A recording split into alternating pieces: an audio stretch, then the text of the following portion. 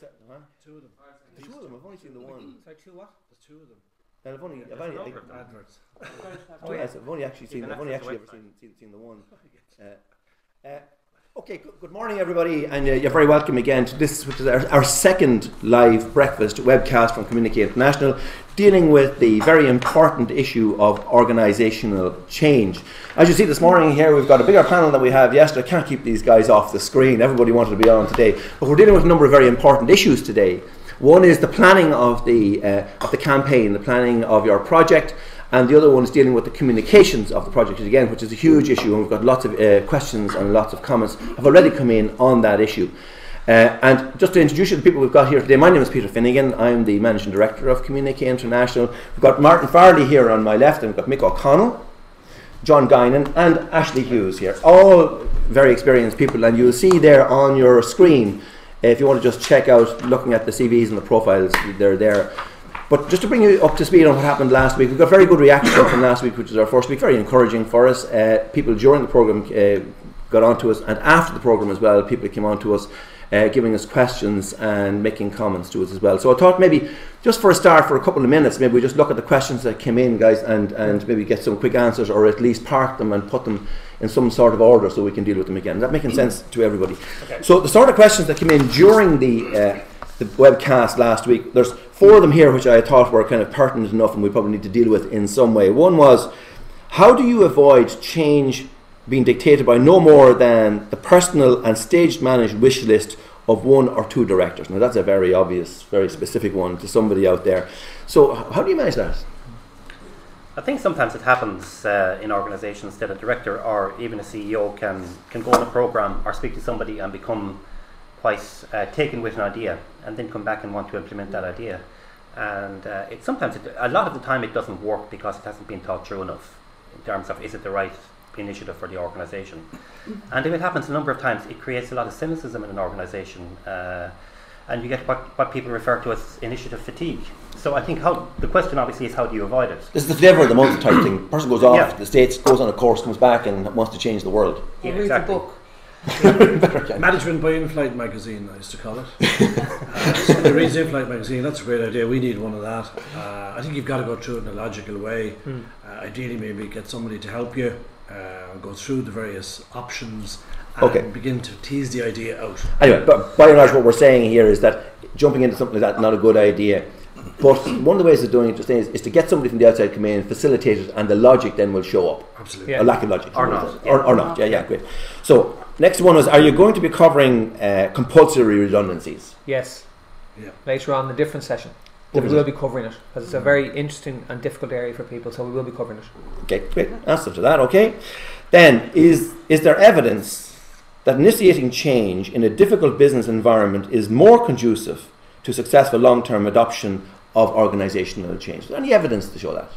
Yes, there is. Well, what we know is that if there is a crisis or a genuine threat of extinction, that I suppose the upside of it is that it corrals people around the cause. You can get people pulling together and sort of fighting the external enemy. So you get a great springboard to get you kick-started, but there's no evidence to show that it's actually going to follow through, because then you're into the quality of implementation. And in some instances, what happens is you get this, the hockey stick effect, the big peak, and then things kind of drop. Okay. So no real evidence to show, but the burning platform, I suppose, it's easier to initiate the change. There's no question about that with a burning platform, because it's either a change or road of resistance. Okay. Next thing then is they asked us, could you use a discussion of a case study to describe the seven steps? We'll do better than that, because what we're going to do actually is to get in some guests over the next number of weeks, people who have been through this, people who have made mistakes, people who have been in and out of it in a successful way and have had the experience of that. So we'll take them through the 7 steps, and we'll talk to them here and get the best value for you out of that we can get. Okay. So basically then what we need to do is to start looking at today and looking at the planning of the change project, right? So lots of various areas in that. So let's just toss that around for a minute. And for people out there who are thinking about, how do I start this thing? How do I get my plan together? Okay, any takers on that? Well, the first thing you got to start with is, what's the business imperative for making the changes? So why does the business need to make these changes? What's happening? What's coming down the track? What are you faced with at the moment? And without that sort of prerogative, you can't really kick it on at all. Okay. So the business team needs to be engaged, along with the appropriate HR people, etc., around shaping what it is you want to be as a business and where you want to be. And in fact, I think one of the very good questions posed in our 57 decisions was a very interesting one about what business are we in and does it have a future?